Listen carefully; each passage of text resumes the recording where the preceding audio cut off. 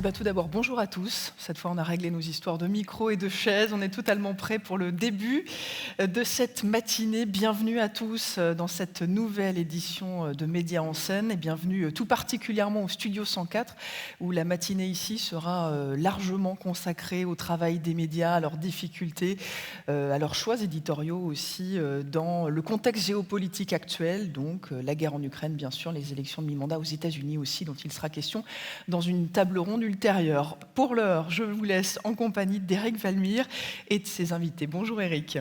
Bonjour, bonjour Céline. C'est vrai que la guerre en Ukraine et les guerres en général, le titre de cette table ronde est Comment travailler au milieu des belligérants. De tout temps, la guerre est évidemment difficile à couvrir et elle est surtout nécessaire d'être couverte par des journalistes parce qu'on l'a bien vu que depuis toujours, les belligérants cherchaient avant tout à communiquer. La communication est une arme, la communication par des communiqués, mais pas que.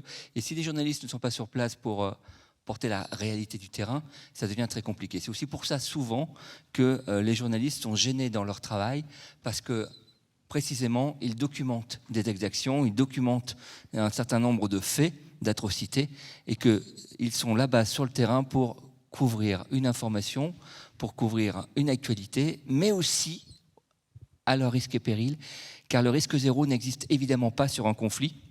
Et il est très difficile de travailler avec des belligérants, même quand on est, et on en parlera, embedded, comme le dit le terme, avec une armée.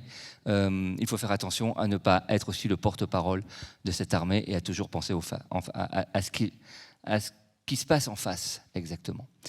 Alors, on a un plateau extrêmement riche aujourd'hui. Michel Scott, grand reporter à TF1. Omar Waman, grand reporter à la rédaction internationale de Radio France. Maryse Burgot, grand reporter à France 2, France Télévisions de manière générale. Roman Sigoff, dont j'apprécie le dress code des chaussettes, qui est à la fois sociologue et qui a découvert le métier de fixeur, par défaut, évidemment, embarqué dans cette guerre. Et Julie Dungeloff, qui est grand reporter à France 24. Je ne sais pas si nous avons Chloé Charoc en duplex de Kiev. Oui, bonjour. Bonjour. Bonjour Chloé, qui est elle, photojournaliste de l'agence Myop, qui est un collectif de journalistes indépendants, de photojournalistes indépendants créé il y a déjà 17 ans, en 2005. Je me tourne vers vous, Maryse. Vous rentrez tout juste de Kherson. Kherson, on l'a dit, qui a été libéré, mais libéré aussi dans des conditions qui font qu'aujourd'hui, ce n'est pas non plus une ville libérée comme on pourrait le penser, car le danger subsiste toujours. À Kherson, avec quel sentiment revenez-vous après cette mission à Kherson ? Alors d'abord, la grande difficulté pour y aller. Ça a été un combat et c'est assez rare en fait de voir un événement qui était quand même ultra positif pour les Ukrainiens puisque c'était la libération de cette ville et le départ des Russes. On a commencé à voir des images tomber sur les chaînes Telegram, sur les réseaux sociaux. Moi, je me suis dit, il est hors de question qu'on travaille avec ces images-là. Il faut qu'on y aille. Et c'était vraiment un combat parce que la zone était fermée par les autorités ukrainiennes, officiellement pour des raisons de sécurité. Et moi, j'ai vécu des grands moments de solitude samedi matin, enfin vendredi et samedi, parce que je me suis dit, on va pas réussir à rentrer dans cette ville. C'est quand même la grande actualité de la semaine. C'était ça qu'on attendait depuis des jours et des jours. Et j'ai trouvé que c'était compliqué d'essayer de faire correctement notre métier juste pour pouvoir y aller. Alors moi, je suis rentrée j'ai fini par trouver des forces spéciales ukrainiennes qui ont accepté que je les suive pour passer les checkpoints. Je crois que d'autres confrères, eux, ont réussi par d'autres moyens, mais c'était un combat. Et ça, quand même, c'est incroyable de réaliser qu'on est là pour couvrir un événement et qu'on a failli passer à côté, quoi, parce qu'on nous interdisait d'y aller. Et pour quel motif ?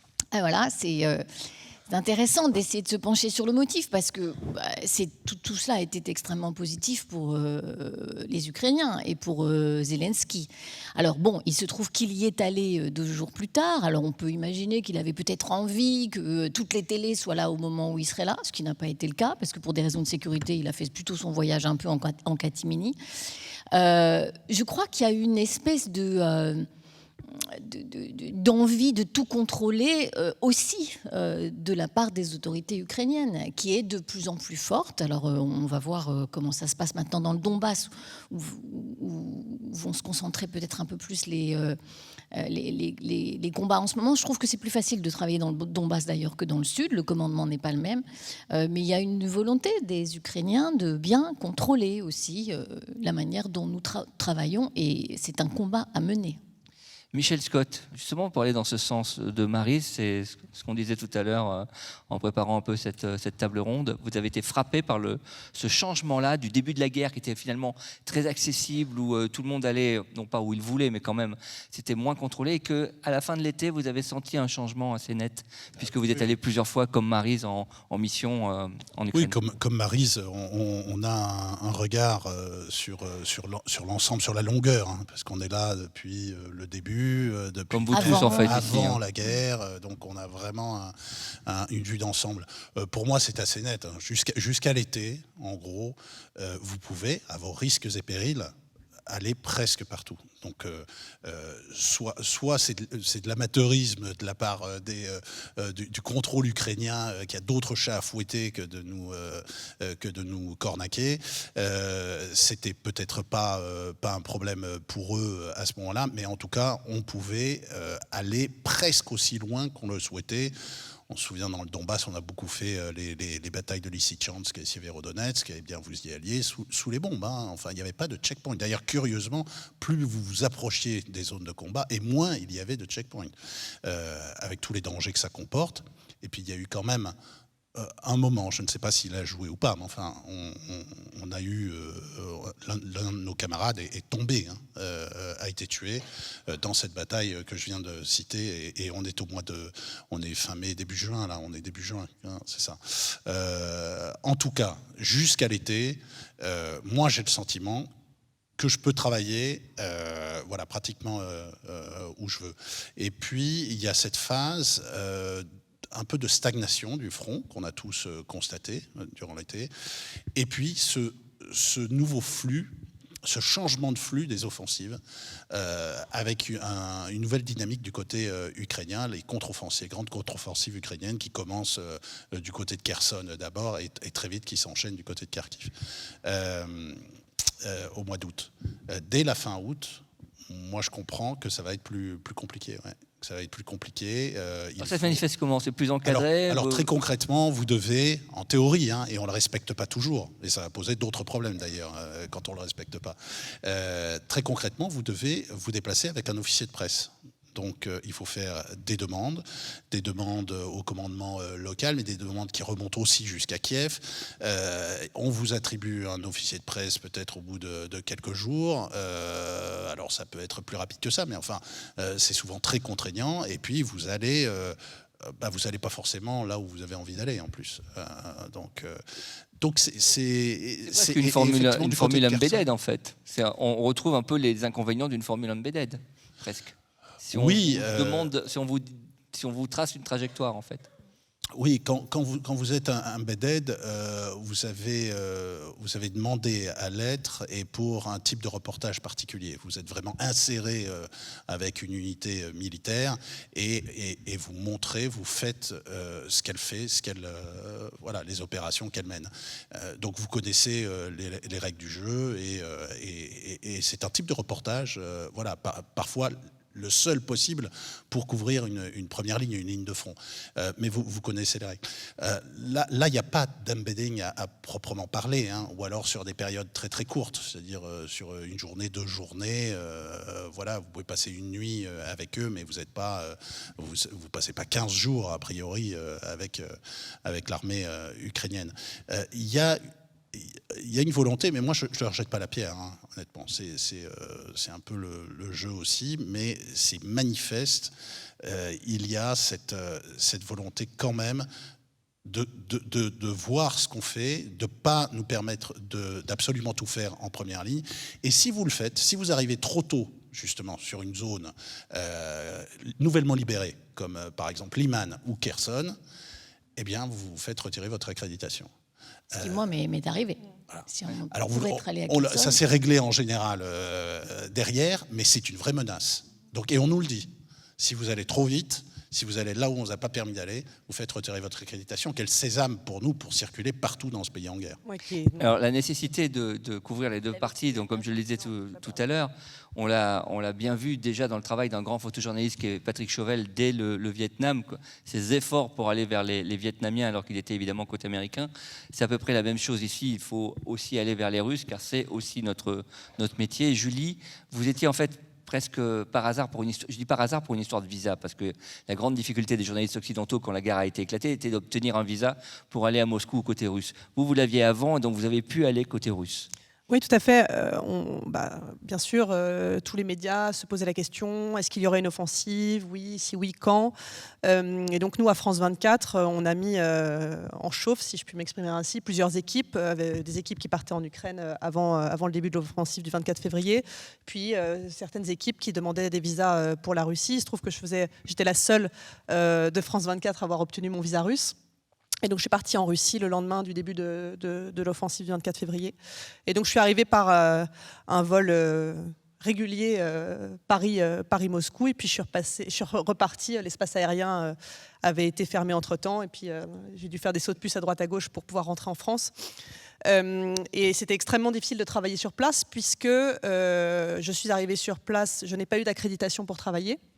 Donc j'avais mon visa, mais je n'avais pas le droit de travailler. Donc tous les jours, je demandais au ministère de l'Information, est-ce que j'aurais une accréditation? Oui, mais pour l'instant, c'est un petit peu bloqué, mais ça va venir, restez patiente, etc. Je savais que je ne l'aurais pas, mais par principe, je demandais tous les jours si j'aurais une accréditation.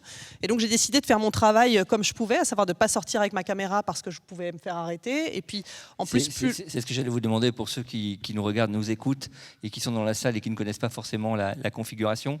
Que se passe-t-il si on y va quand même et qu'on n'est pas accrédité? Alors, on a le droit d'y être, parce que j'avais un visa, donc j'avais le droit d'y être, mais je n'avais pas le droit de travailler. Mais moi, j'avais décidé que j'allais travailler en accord avec mon responsable de la sécurité et la direction de France 24. Mais par contre, on a décidé de travailler très prudemment, parce qu'on savait qu'on risquait une arrestation. Et puis, plus le temps passait, plus la Russie mettait en place des lois extrêmement restrictives qui notamment punissaient de 15 ans de prison les journalistes ou autres personnes qui... je cite, diffusaient de fausses informations sur la guerre. Donc on savait que potentiellement on risquait une arrestation, y compris les journalistes étrangers. Donc on a décidé de travailler, on était deux avec un collègue, de manière la plus discrète possible, même si évidemment on n'est pas naïf, on savait très bien que depuis le début on était suivi par le FSB, on l'a su d'ailleurs, etc., donc les services de renseignement russes. Donc moi j'ai travaillé sans caméra, mais ce qui m'intéressait vraiment c'est de recueillir le témoignage de la population et de pouvoir le retransmettre à l'antenne. Donc j'ai fait énormément de directs, parce que nous on est une chaîne qui travaille 24 heures sur 24, 7 jours sur 7, donc je faisais des directs du matin au soir. Moi j'avais loué un petit appartement avec un petit balcon et je faisais des directs depuis mon balcon. Par contre dans la rue j'avais pas de caméra, mais tous les jours j'allais interroger les gens, tous les jours il se passait des nouveaux événements. Il y avait bien sûr la fermeture de l'espace aérien, ensuite il y a les grandes marques qui ont décidé de se retirer du pays.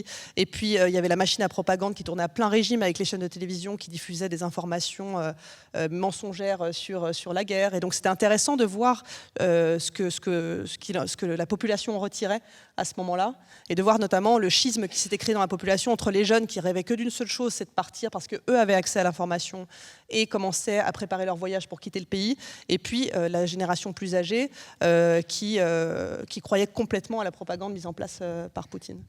Donc, vous vous êtes attaché surtout à la population civile parce Oui. que travailler avec l'armée russe, c'était impossible. On a essayé, on a une correspondante, Elena Volochine, qui est franco-russe, qui a dû quitter le pays une fois le début de la guerre parce qu'elle savait très bien qu'elle risquait gros. Elle était, elle, au début de la guerre à la frontière, et puis sa chambre d'hôtel s'est fait visiter, elle a été arrêtée, etc. Donc elle a quitté le pays. Et donc moi je savais que sans accréditation, ne serait-ce que aller au-delà de la banlieue de Moscou, c'était un risque d'arrestation quasiment à 100%. D'ailleurs, une de mes collègues qui y allait quelques mois après s'est fait arrêter en faisant ça. Donc moi, je me suis dit, comment je peux faire mon travail? Je sais que je ne peux pas aller avec l'armée, je sais que je ne peux pas aller à la frontière ukrainienne. Donc, je vais m'attacher à essayer de récolter le maximum de témoignages de la part de la population pour qu'on cerne un peu quel est l'impact de cette guerre pour les Russes. Et encore, c'était très circonscrit parce que, comme je vous disais, j'étais vraiment coincée dans Moscou et sa banlieue. Donc, c'était très frustrant. et en même temps très intéressant de voir en 3 semaines un pays se refermer sur lui-même. Petit à petit, tous les jours, il y avait quelque chose qui se refermait, et de voir, par exemple, que ce qui a le plus grand impact, en tout cas de ce que j'ai pu voir pour la population, c'était la fermeture d'IKEA, par exemple. Ça, c'était un symbole pour ce qui peut paraître complètement aberrant. À Kiev, Chloé Charoc, alors on a bien compris qu'il y a 2 façons de couvrir la guerre. Il y a évidemment couvrir le front, l'actualité dite du front, les offensives, les contre-offensives, des villes libérées, des villes moins bien libérées. Julie parlait à l'instant d'un journalisme de témoignage. C'est un peu, si je ne me trompe pas, Chloé, un peu aussi votre credo. On a été très frappé par la série de portraits que vous avez publiés pour Libération. Vous êtes attaché à l'intime et j'allais dire aux zones grises finalement de la guerre. Pas forcément les éclats d'obus, mais plutôt ce qui frappe la population. Oui, tout à fait. Je pense que couvrir un conflit, c'est pas seulement se concentrer sur les lignes de front et les offensives armées. Il y a aussi tout ce qui peut se passer en dehors ou derrière les lignes de front, notamment auprès des populations civiles. Ça peut être également des sujets de société qui permettent de comprendre en fait les fractures, les raisons également qui ont pu mener à ce conflit. Moi, je sais que j'ai travaillé pour Libération, mais aussi principalement pour le journal Le Monde. Et on a fait des reportages de sociétés très très loin de la ligne de front, mais qui pour moi parlaient tout aussi bien de la guerre en fait que si on était dans les tranchées avec les soldats. Et je pense que ça permet d'appréhender beaucoup mieux la société et qu'est-ce qui a fait qu'on en est là aujourd'hui. On se souvient très bien de ce reportage avec Florence Aubenas, notamment dans l'oblast de Kherson. Mais la parole se libère-t-elle facilement ? Oui, parce que je pense que les Ukrainiens ont envie que le monde entende dans ce qu'ils ont à dire et ce qui leur arrive. Donc, il n'y a pas vraiment... Alors, ça dépend évidemment si on va au fin fond du Donbass et qu'on a des populations où là, c'est beaucoup plus complexe, où il y a peut-être un penchant un peu plus pro-russe. Enfin, là, évidemment, ça va être très différent de si on va parler à des Ukrainiens à Kiev ou à Lviv ou dans le sud. Enfin, voilà, il ne faut pas oublier que l'Ukraine, c'est quand même un pays qui est très complexe, qui est très, très vaste. Qu'on soit à l'ouest ou à l'est, on a des populations qui sont très différentes et qui ont un rapport à leur pays et à la Russie qui est aussi très différent. Mais de manière générale, j'ai envie de dire que oui, les Ukrainiens sont plutôt dans une envie justement de témoigner de ce qui leur arrive, de prendre la parole et de se faire entendre par le plus grand nombre. Comment vérifie-t-on ce qu'on recueille comme témoignage ?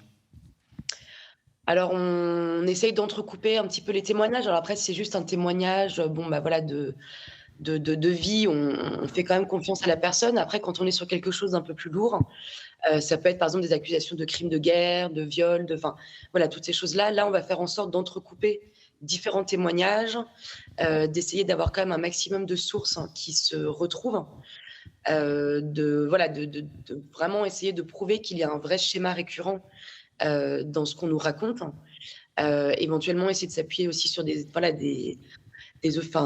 officiels qui pourraient appuyer ça aussi autrement. Enfin voilà, on fait un travail journalistique en fait tout simplement, et en photographie tout comme à l'écrit, c'est-à-dire qu'en photographie, nous on doit aussi par exemple quand on envoie à nos médias remplir avec des légendes qui indiquent et qui contextualisent les images.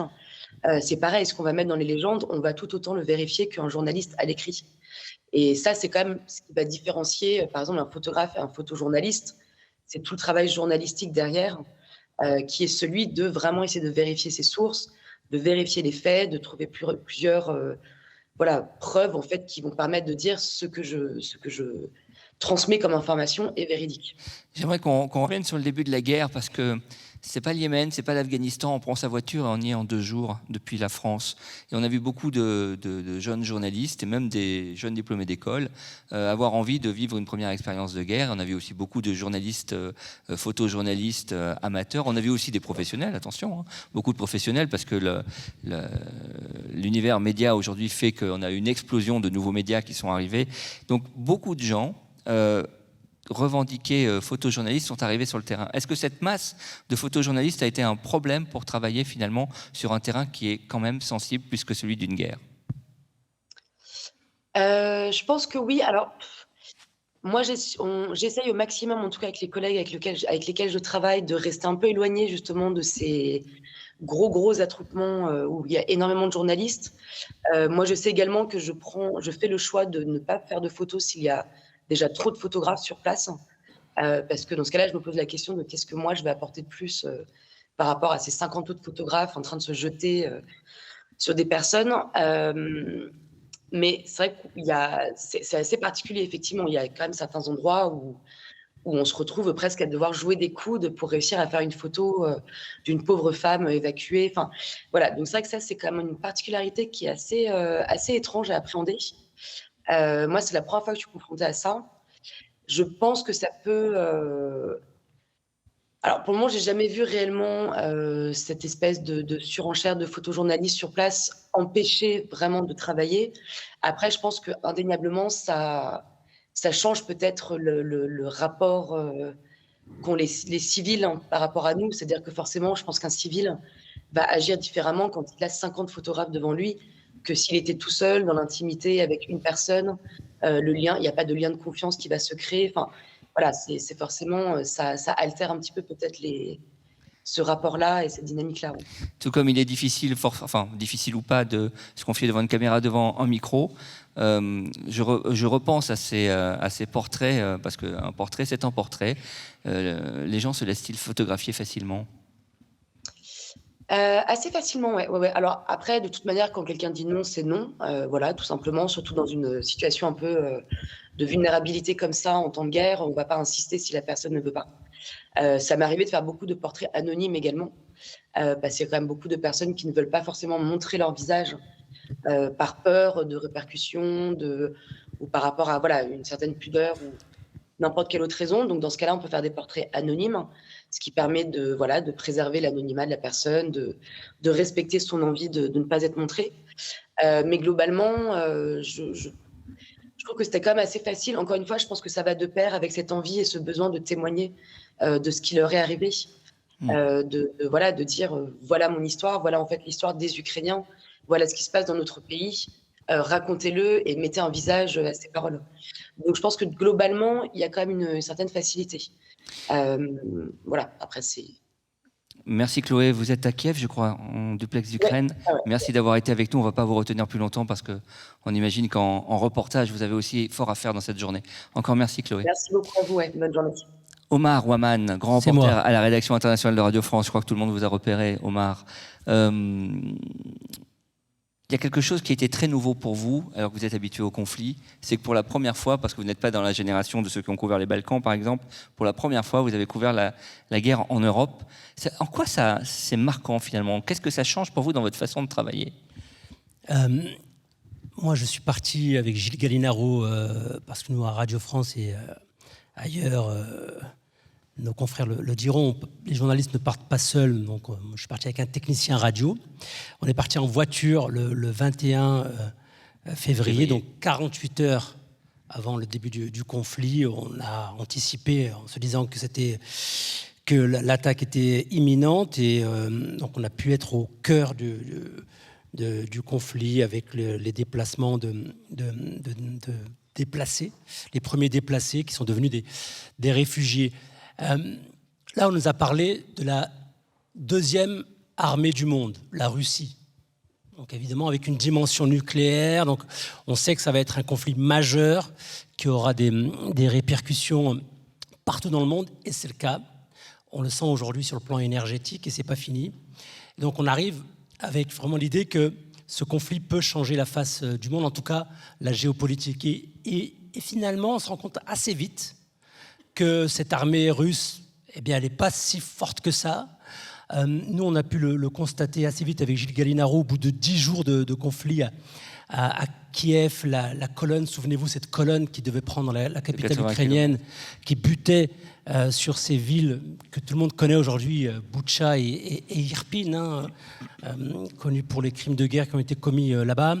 On a rencontré un combattant des forces spéciales ukrainiennes, un Français d'origine ukrainienne, et qui nous a dit, sous le sceau de l'anonymat, que les Russes ne parviendraient pas à prendre Kiev, que c'était un carnage. Il faut savoir qu'à ce stade, selon les Ukrainiens, il y a 80 000 soldats russes qui seraient morts. J'emploie le conditionnel parce que c'est extrêmement difficile d'avoir des informations fiables. Qu'est-ce qui relève de la propagande, de l'information, sachant que nous avons affaire à une guerre qui est une guerre sur le terrain extrêmement sanglante. Quand je dis 80 000 soldats russes, c'est probablement autant côté ukrainien. Les Ukrainiens ne donnent plus de bilan. Hein. Il y a cette guerre de l'information. Et nous, on est au cœur de cette guerre de l'information. Et quand on travaille en Ukraine, et pour répondre à ta question, Eric, pour répondre à ta question, l'Ukraine accorde une accréditation aux journalistes et elle peut donc la retirer.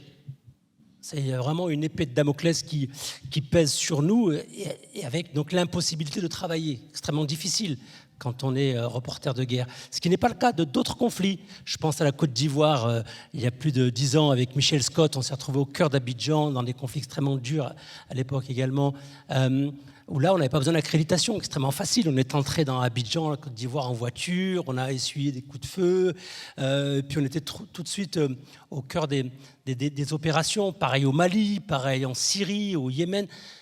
Là, on sait très bien que l'information qu'on va donner va avoir des conséquences, qu'on n'a pas face à face des gentils et des méchants, on a face à face un agresseur et un agressé. Alors justement, Omar, pardon de te couper, mais justement, comment on travaille dans ces conditions? On le voit bien même ces derniers jours, bombardement sur la centrale de Zaporizhzhia, c'est les Ukrainiens, non, c'est les Russes. Un missile qui tombe en Pologne, c'est un missile russe, non, c'est un tir de défense ukrainien. Comment on travaille entre ces deux fronts? Alors, on va donner la parole à Roman dans quelques minutes, mais Roman est fixeur. A été fixeur avec des équipes de Radio France notamment. Le fixeur, c'est quelqu'un qui nous aide à travailler sur le terrain. Il est nos oreilles et nos yeux. C'est incontournable d'avoir un très bon fixeur. Vous avez le meilleur des journalistes. En Ukraine, il ne travaillera pas très bien si son fixeur n'est pas à la hauteur. Donc le fixeur, c'est très important. Donc le fixeur va nous donner des informations. Moi, je sais que ce qui s'est passé ce week-end avec ce regain de tension à Zaporizhzhia, j'ai appelé mes contacts sur place. Évidemment, on ne sait pas qui a bombardé cette centrale nucléaire. Ce qu'on sait, c'est que les Russes ont installé des batteries de missiles à l'intérieur de la centrale. Ils l'occupent. Quel intérêt ont-ils à bombarder la centrale? Quel intérêt ont les Ukrainiens? Donc, nous, ce qu'on emploie, c'est le conditionnel. On est extrêmement humble face à ce déluge d'informations qu'il faut vérifier. Donc oui, c'est une guerre qui est extrêmement compliquée sur ce plan-là parce que il y a des informations qui nous viennent. On ne sait pas si c'est de la propagande ou de l'information fiable. Roman Sigov, fixeur, vous en serez bien passé, parce que ça veut dire évidemment que votre pays est entré en guerre. Vous êtes sociologue de formation et pas que de formation. Vous devenez fixeur par défaut, et pourquoi vous faites ce choix alors? Oui, c'est une bonne question parce que je me demandais qu'est-ce que je fais pendant la guerre. J'étais pas trop préparé à répondre à cette question et du coup j'ai décidé que je peux faire quelque chose d'utile pour mon pays comme aussi pour l'humanité en tant que aider aux journalistes d'apporter des informations justes et correctes de la guerre au monde entier. En parlant quelques langues, je me suis dit que voilà, je pourrais le faire de cette manière-ci et parce que je trouve très important qu'il y ait vraiment des vraies informations. C'est très important parce que, comme c'était déjà dit, le journalisme, il n'est pas évidemment la même chose que la communication officielle. C'est deux genres différents et les deux sont importants à exister. Et du coup, moi je me suis dit que j'aimerais bien aider au journalisme à exister dans sa meilleure forme en Ukraine. Voilà. Et, mais vous êtes ukrainien, donc on vous dit juste et vérifié. Vous avez, pardonnez-moi sans vouloir vous offenser, vous avez un penchant ukrainien ou vous vous obligez, vous vous contraignez finalement à quand les Ukrainiens, c'est une guerre c'est sale, c'est dégueulasse, donc les Ukrainiens pour se défendre, ils sont agressés, il y a un agresseur, mais ils commettent eux aussi parfois des violences, des exactions, ce qui est le théâtre d'une guerre. Est-ce que vous arrivez à travailler là-dessus ou vous vous retenez dans ces conditions-là? Oui, c'est une très bonne question et je dirais que dans ce cas-là, mon métier de sociologue m'a beaucoup aidé parce que j'étais déjà préparé à obtenir des informations vérifiées. En tant que, quand on fait des enquêtes, ce qui nous intéresse, c'est de vraiment obtenir les informations telles qu'elles sont. Dans ce cas-là, il n'y avait pas trop de conflits d'intérêts, on dirait, parce que c'est une guerre où il y a clairement l'agresseur, la Russie, et la victime, Ukraine. Et du coup, ça ne me pose aucun problème de porter la vérité telle qu'elle est, parce que on dirait la vérité, elle est plutôt du côté ukrainien, si je me permets. Après, oui, évidemment, il y a toujours des questions plus ou moins compliquées et difficiles, mais en général, je suis très convaincu que quand les journalistes montrent ce qui se passe en Ukraine, ça fait du bien pour l'Ukraine elle-même. Maryse Burgot, la difficile relation avec le fixeur qui est évidemment ukrainien, qui va connaître la réalité du terrain, du territoire, plus que du terrain de guerre, et comment justement on arrive à jauger ce qui relève de son ressenti intime et qui est, après, somme toute, légitime et compréhensible, et de la réalité du terrain. C'est très compliqué la relation avec le fixeur, parce qu'il faut à la fois... il faut aussi le protéger, parce que ce sont des gens très précieux. Et moi, celui avec lequel je travaille depuis le début, enfin depuis le mois de janvier, même avant la guerre, je veux le protéger. Et je ne veux pas qu'il lui arrive quoi que ce soit. Mais je le mets parfois un peu en porte-à-faux, bien entendu, parce que moi, je cherche à faire des choses qui ne sont pas forcément ce que les Ukrainiens souhaitent faire. Comme par exemple aller à Kherson la dernière fois, ou comme par exemple, moi, l'un de mes grands combats a été d'essayer de comprendre combien il y a de blessés et de morts dans cette guerre. Et la violence inouïe qu'on ne voit jamais, parce qu'on n'est jamais sur la ligne zéro, sur le front vraiment, on est sur des lignes de front qui sont les deuxièmes, les troisièmes, on est très rarement sur la toute première, là où les gens meurent, là où il y a des cadavres de soldats et des gens grièvement mutilés, ça vous ne voyez jamais. Enfin, très peu de gens l'ont vu. Moi, j'ai tenté pendant, ça fait 6 mois que j'essaie de mettre les pieds dans un hôpital militaire où les grands blessés arrivent. J'ai été à l'entrée, on m'a mis dans une pièce pour voir un soldat.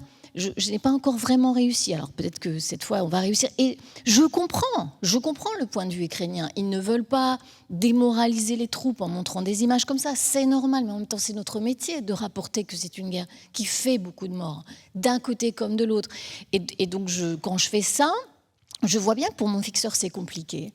Alors, il faut à la fois, comme c'est quelqu'un que je respecte, que nous aimons beaucoup et qui est notre, comme tu dis très bien, nos oreilles, c'est quelqu'un de très, très précieux à qui nous devons beaucoup et qui nous a rapporté des histoires extraordinaires humaines.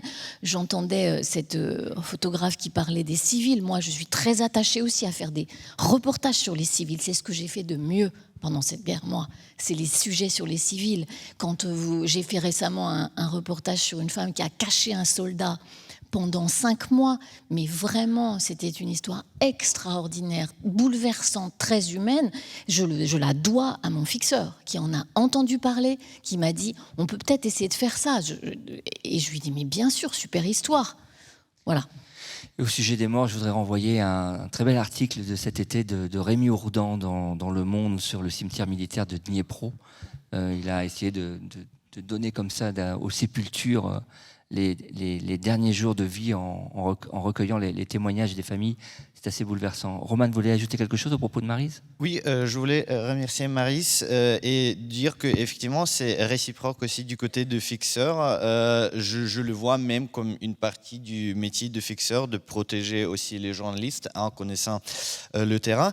Et aussi, ça pourrait être un peu paradoxalement, mais même l'État ukrainien, il a comme son but de protéger les journalistes. Et c'est aussi pour ça qu'il y a toute cette histoire des autorisations qui parfois aussi, pour moi comme pour fixeur, pose un peu de problème parce que déjà... Ça peut être aussi un alibi dans certains cas aussi. Oui, l'alibi de la sécurité, il est connu aussi de tous les journalistes. Michel, d'un mot s'il vous plaît, qu'est-ce qui vous marque dans ce conflit, vous qui en avez couvert tellement ? comme vous tous ici d'ailleurs. Bon, pour moi, il est unique à plus d'un titre, hein, mais c'est l'ampleur de la force destructrice qui est mise en œuvre depuis des mois. On a eu beaucoup, depuis 30 ans, l'habitude de couvrir des guerres asymétriques, comme on les appelait, des guérillas, des choses comme ça, que ce soit en Afghanistan, en Afrique ou ailleurs, au Moyen-Orient. Là, c'est vraiment deux armées conventionnelles qui s'affrontent. C'est un front qui va de l'équivalent de l'Alsace jusqu'à quasiment au Pays Basque. Vous voyez, une dimension géographique aussi très importante, qui combine... Ça m'a frappé à nouveau, j'allais dire, parce que les origines du conflit, c'est bien 2014 et on avait déjà commencé à couvrir le conflit à cette époque, mais on avait un peu oublié qu'il y avait cette dimension Première Guerre mondiale avec ses tranchées, oui, combinée à des armes blindées extraordinaires, enfin un déploiement de feux d'artillerie incroyable. Donc ça, et puis vous l'avez cité, tout ça tout près de nous, quoi. Enfin, au cœur quasi de l'Europe, quoi. Donc vraiment, on passe notre temps à faire des allers-retours. Et là, moi j'ai le souvenir de la Bosnie. J'étais tout jeune journaliste, mais c'était aussi sur un périmètre très circonscrit. J'ai fait beaucoup la Tchétchénie, j'ai fait les 2 guerres de Tchétchénie. C'était aussi un périmètre très circonscrit. Là, il y a une dimension, je sais pas, un peu disproportionnée qui nous concerne tous, quoi. Vous parlez des allers-retours. Omar, d'un mot aussi, avant de passer aux questions de la salle. L'émission dure, selon les rédactions, à peu près autour de 15 jours.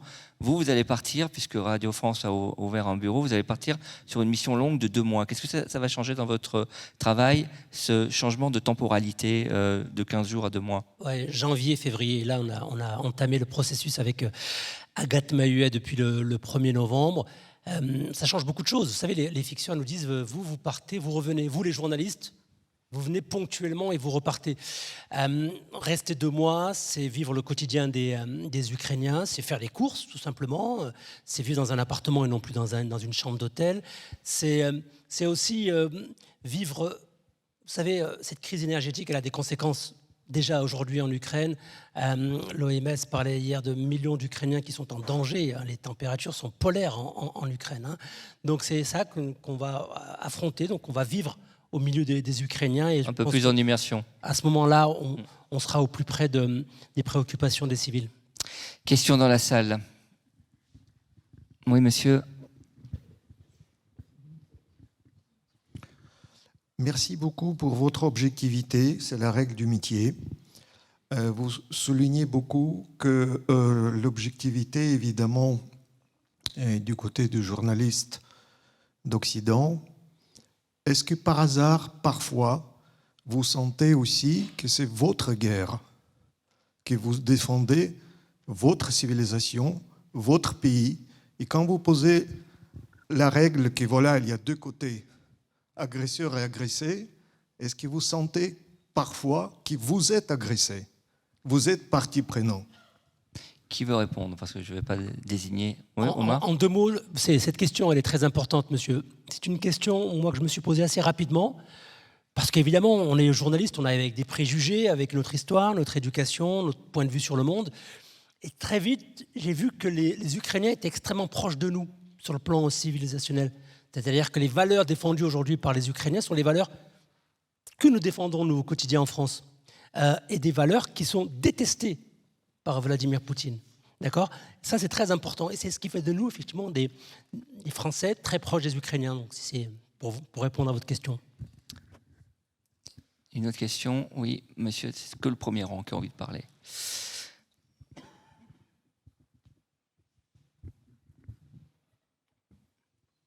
On vous écoute, monsieur.